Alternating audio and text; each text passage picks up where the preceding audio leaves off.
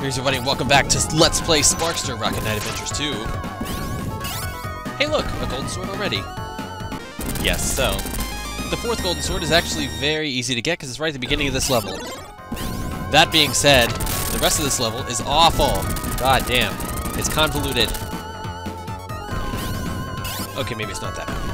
Anyway, our primary goal here is to kill every propeller at the top of this airship, and to get there, we have to use these tubes to teleport all around the ship. Apparently there is a logical order to them. You have to remember which tubes go where, and I didn't remember exactly which tubes went where, so we're kind of flying by the seat of our pants here. The seat of our rocket pack, if you will. This level has lots of danger. Most times when you pop out of a tube, there's some kind of big metal hammer ready to smash you. You can't hit the propellers from the left side, by the way. There are green bombs dropping from the sky. They blow up the rocks on the ground. And then there are these spiky balls that follow you all over the place. They're the worst because, especially in very hard mode, they just don't stop spawning. They're everywhere.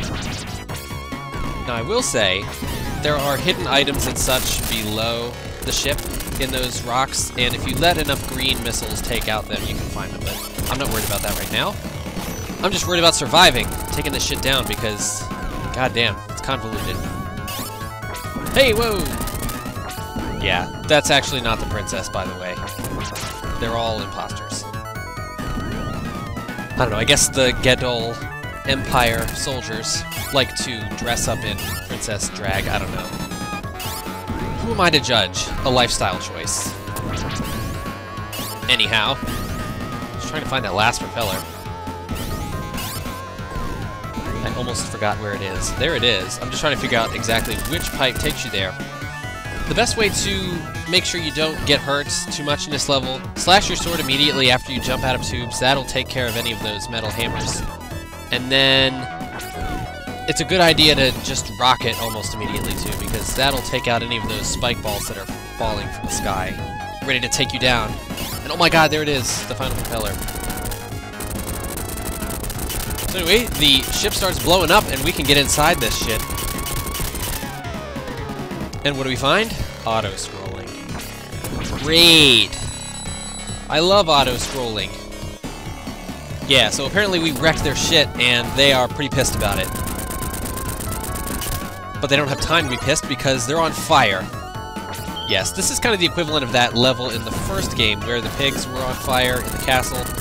There's a few of these enemies that just are running around. They're not actively trying to attack you. Now, some of them aren't on fire, which is pretty cool. Is that a pig? What? I didn't think we were fighting pigs. Anyway, there are a lot of branching paths you can take in this ship, but as long as you just, you know, stick with it, it always goes to the right, so it's not really like you're going to get lost here. Those eye doors are probably one of the biggest obstacles, because if you don't hit them right, you can end up getting stuck like me and almost dying because the screen squashes you. They take 2 hits to kill. And they like to close their eyes a lot, especially if you're coming at them. Hey there.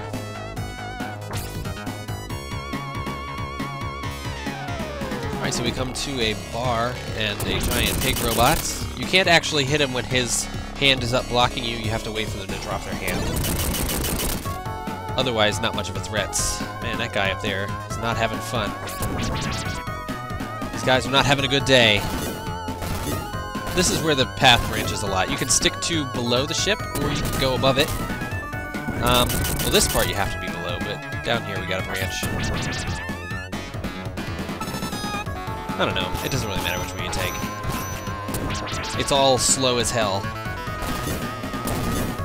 And apparently you cannot attack that through this floor. But hey, attack these guys through the floor.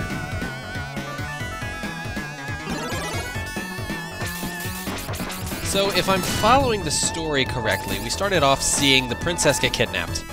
So we chased the guys who chased Axel, and we ended up in some ruins, and we fought a bunch of lizards. And then we saw the airship flying off in the distance, I guess, and we ended up in the deserts, or something of the sort. And then I guess we caught up with the airship somehow. See, I really wish this game had cutscenes. There's the one cutscene at the beginning, but that's pretty much it. That's one of the other things that I miss. Something that told me what the hell was going on. I mean, it's not like the plot was that complicated to begin with, but seriously. Just let me know what's going on with that all. That's all I ask.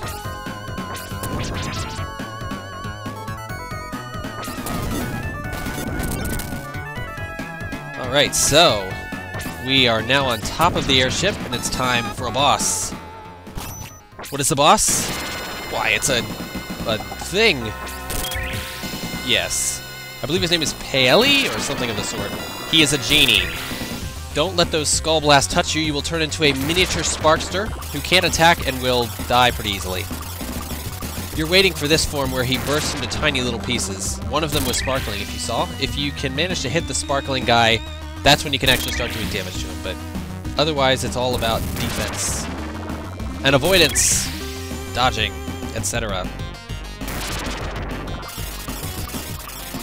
Every other time he will do this other thing where all of the little mini-me's jump up, and this is actually the best chance you have of hitting it because the little sparkling one will fall first. Always hit him. This is the only time you can damage this sucker, so make your hits count. If you do it right, you should only have to do 2 cycles of this, so I'm just going to tell you right now that I did it right.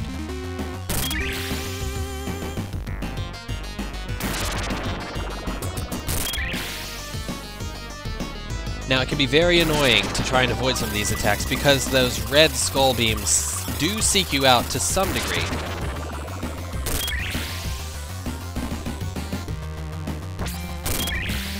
But seriously, it's not much of a threat. As long as you rock it, you're pretty much vulnerable.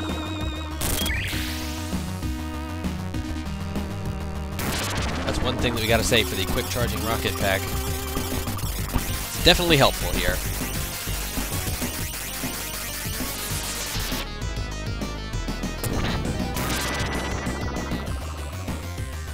Yeah, so this fight seems a little too easy too. I don't know what the deal is, because it's already over. And this is very hard mode, so I don't know. I'm just hoping the bosses get stronger. Actually, I know they get stronger, but that's beside the point. We're going to celebrate by dancing around with our rockets, since we can't do the cool dance. Anyway, yeah, that was it for Stage 3. I know it wasn't that exciting, but there is excitement on the way, I promise. Not all the levels are bad. Anyway, this is MeccaPrime signing out. See you next time.